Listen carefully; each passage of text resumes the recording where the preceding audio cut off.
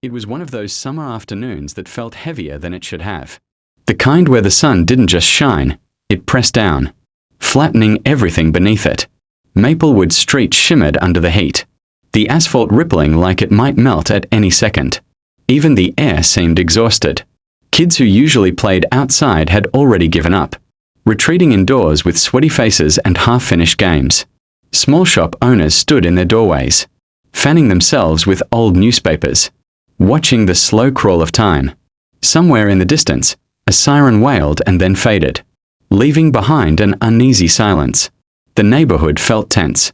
Not loud, not chaotic, just tense, like something unseen was tightening its grip. In the middle of all this stood Naomi Carter. She moved calmly, deliberately, as she watered the small community garden near the corner of the street. The garden wasn't big, but it mattered. It was one of the few bright spots in a neighborhood that had learned to survive without much help. Naomi had helped build it from scratch, clearing trash, planting seeds, teaching local kids how to care for it. The hose in her hand sprayed gently over rows of green leaves. Water sparkled in the sunlight, bringing life to tomatoes, herbs, and flowers that refused to give up, no matter how harsh the conditions. Naomi herself looked composed. She wore a light jacket over a simple shirt, her hair neatly pulled back. There was nothing flashy about her, just quiet confidence. The kind that came from knowing who you were. That's when the patrol car rolled in. The sound of tires crunching against gravel cut through the stillness. A black and white cruiser slowed near the curb, engine idling. Officer Derek Malloy sat inside for a moment, scanning the street like it belonged to him. Then he stepped out. Malloy leaned casually against his car, adjusting his sunglasses, letting his eyes wander.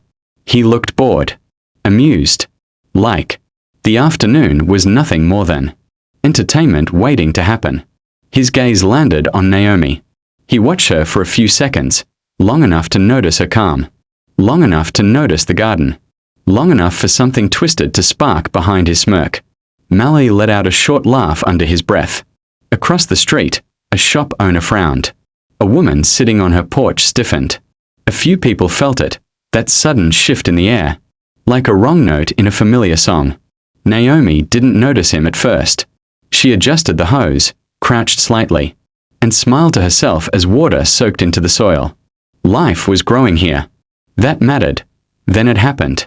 Without warning, Malloy reached for a high-pressure hose connected to a nearby hydrant, equipment meant for emergencies, not jokes. He twisted the valve sharply. A violent blast of water exploded into the air. Before Naomi could even turn around, the force slammed into her like a wall. The water hit her chest and shoulders, knocking her backward. Someone shouted, "Hey!" Another voice yelled, "What are you doing?" Malloy threw his head back and laughed. Not a nervous laugh. Not an awkward laugh. A loud, careless laugh, like this was the funniest thing he'd seen all day. "Oops," he called out mockingly, finally shutting off the hose. "Guess you were in the way." Water dripped from Naomi's hair, her jacket heavy and dark with moisture. Her hands trembled as she pushed herself up from the ground. Mud clung to her palms. Her heart pounded, not with fear, but with something deeper. Anger, control, memory. The garden lay damaged behind her. Leaves torn, stems bent. Something fragile had been violated. The street had gone silent. Phones slowly came out. People stared, unsure of what they were witnessing. Everyone waited for Naomi to react. They expected shouting. They expected tears. They expected her to break. Naomi stood there, soaked from head to toe, water dripping steadily onto the pavement. She took one slow breath, then another. Her shoulders straightened. She looked at Malloy, really looked at him. And instead of screaming, instead of running, instead of shrinking, she smiled. Not a soft smile, not a polite one, but a calm, knowing smile that didn't match the moment at all. Malloy's laughter faltered for just a second, because in that smile was something he didn't expect. And that was the moment everything changed. The street slowly came back to life, but not in the usual way. Whispers spread like wildfire. "Did you see that? Why would he do that to her? That cop just soaked her for no reason. Phones appeared in people's hands, one after another. Some shook slightly as their owners hit record. Others held their devices steady, sensing they were witnessing something important, something that shouldn't be forgotten. Naomi could feel every pair of eyes on her. Water dripped from her sleeves. Her shoes squelched softly against the pavement. The heat that once felt unbearable now barely registered. Something else had taken over, something sharper. She calmly bent down and turned off her own garden hose, the gentle stream fading to silence. The contrast was striking. One moment chaos. The next, control. She wiped her face with the back of her hand, brushing water away from her eyes. Then she straightened her soaked jacket, tugging it into place with deliberate movements. No panic. No rushing. Just calm. Malloy watched her closely now. His smirk still there, but thinner, less confident. He expected an explosion. People like him always did. Instead, Naomi took a deep breath. The kind of breath someone takes not to calm down, but to focus. "You think this is funny?" she asked. Her voice wasn't loud. It wasn't shaky. It didn't beg for understanding. It was steady, clear, sharp enough to cut through the thick summer air. Malloy snorted and shrugged. Spreading his hands like this was all some big misunderstanding. "Lighten up," he said. "It's just water." A few people in the crowd exchanged looks. Someone shook their head slowly. Another person muttered under their breath, "Unbelievable." Naomi studied him for a moment, her eyes scanning his face, his posture, the way he leaned on his authority like a shield. She had seen this before, many times, because Naomi Carter wasn't just anyone. What Malloy didn't know, what he never cared to find out, was that Naomi had spent over 10 years working in civil rights law enforcement oversight. She had sat in rooms with men far more powerful than him. She had read reports filled with lies. She had listened to victims whose voices trembled as they told their stories. She had testified in courtrooms packed with tension. She had dismantled careers built on abuse. She had learned every trick, every excuse, every deflection. And most importantly, she had learned one crucial lesson. Power panics when it meets preparation. Naomi took a small step forward. "You didn't just spray water," she said evenly. "You used public emergency equipment on a civilian. Without cause." Malloy laughed again, but it came out forced this time. "You got some nerve telling me how to do my job." The crowd grew quieter. People leaned in, trying not to miss a word. Naomi tilted her head slightly. "Funny," she said. "That's exactly what accountability sounds like to people who aren't used to it." That was when something shifted. Malloy's jaw tightened. His hand rested near his belt, not threatening, just reflexive. He didn't like this. Didn't like that she wasn't backing down. Didn't like that the crowd was watching, so what? He snapped. "You gonna file a complaint?" Naomi didn't answer right away. Instead, she reached slowly into her bag. The movement was deliberate, careful, slow enough to make a point. A ripple of tension ran through the crowd. A few people held their breath. Someone whispered, "What's she doing?" Malloy's smirk returned, but now it carried a hint of arrogance. Like he was sure he'd already won. "What?" he scoffed. "You gonna sue me with a towel?" A couple of nervous laughs escaped from behind him, but they died quickly. Even Malloy's friends, if he had any watching, seemed unsure. Naomi's fingers closed around something inside the bag. She pulled it out. At first, no one understood what they were seeing. It wasn't big. It wasn't flashy. Just a small, dark object resting calmly in her hand. A badge. Not a police badge. A federal oversight credential, worn but official. Catching the light like a warning sign. The street fell completely silent. Malloy's smirk vanished. And in its place appeared something far more revealing. Fear. Because in that moment, he realized the truth. He hadn't soaked a helpless woman.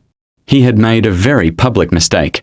And it was about to cost him everything. Naomi raised her hand slowly. Deliberately, as if time itself had slowed down. In her palm rested a small black device. At first glance, it looked unremarkable. No flashing lights, no dramatic design. Just a compact piece of equipment sitting quietly in her grip. But its presence alone changed everything. The murmuring crowd leaned forward. A few people squinted, trying to figure out what they were seeing. Someone whispered, "Is that a camera?" Naomi didn't rush. She wanted the moment to settle. She wanted the truth to breathe. "Yes," she said calmly. "A body camera." Malley blinked, his confidence faltering for the first time. "So what?" he snapped. "That doesn't mean anything." Naomi's lips curved into the slightest smile, not amused, but certain. "This isn't just any camera," she continued. "It's been recording since the moment you stepped out of your vehicle." A beat passed. Then another. The street felt frozen. Naomi reached into her bag again and pulled out a badge. Metal caught the sunlight, flashing just enough to draw every eye. She held it up beside the camera. Not a police badge. A federal oversight credential. The silence that followed was complete. No whispers. No movement. Even the distant hum of traffic seemed to fade. Malley's face drained of color so fast it was impossible to miss. His mouth opened slightly, then closed again. His body stiffened. Like his instincts were scrambling for a response that didn't exist. You can't record an officer like that," he stammered. The words tumbling out unevenly. That's not allowed." Naomi didn't argue. She simply clicked a button. The camera emitted a soft, unmistakable beep. "Actually," she said, her voice calm and controlled, "I can." She turned the screen toward him. And that's when reality hit. There he was, clear as day. His smug grin. His careless laugh. The moment his hand twisted the hydrant valve. The violent blast of water. His mocking voice saying, "Oops. Guess you were in the way." Every second played back in brutal clarity. Malley stared at the screen, his reflection faintly visible in the glass. He looked smaller somehow. Less powerful. Naomi lowered the camera but didn't put it away. "You assaulted a civilian," she said, her tone firm now, no longer just calm. "You misused emergency equipment. And you violated at least 3 departmental conduct codes." Mallory took a step back. Not intentionally. Instinctively. His heel caught on the curb, and he had to steady himself. The crowd noticed. They always noticed when confidence cracked. "Listen," he said, forcing a chuckle that didn't land. "Let's not blow this out of proportion." Naomi met his eyes. "This isn't out of proportion," she replied. "This is accountability." She leaned in slightly, not threatening, not aggressive. Just close enough for him to understand the weight of the moment.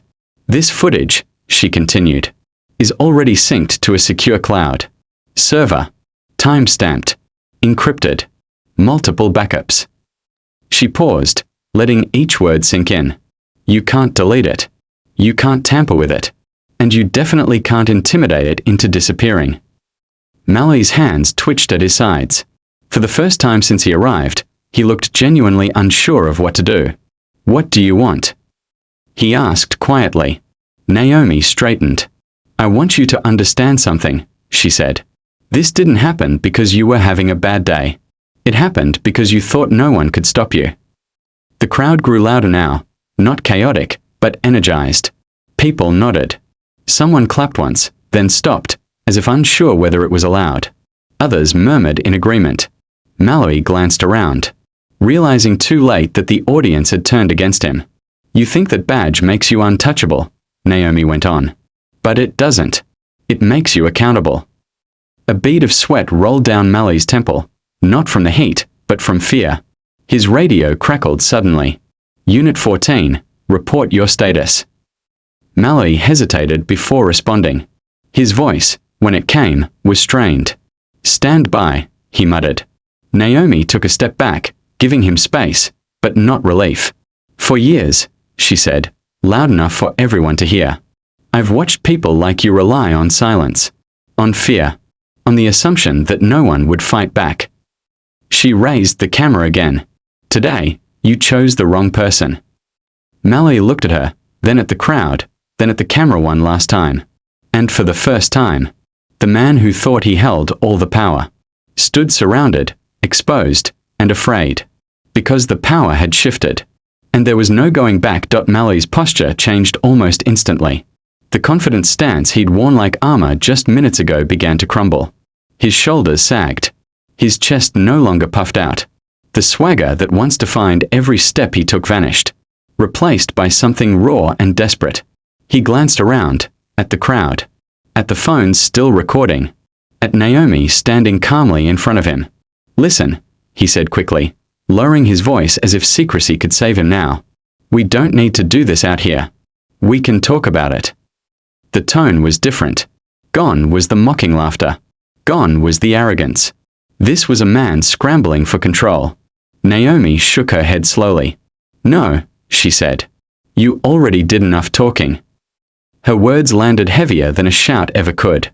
The sound came first faint, distant, unmistakable. Sirens. They grew louder with each passing second, cutting through the thick summer air like a blade. Heads turned. The crowd shifted.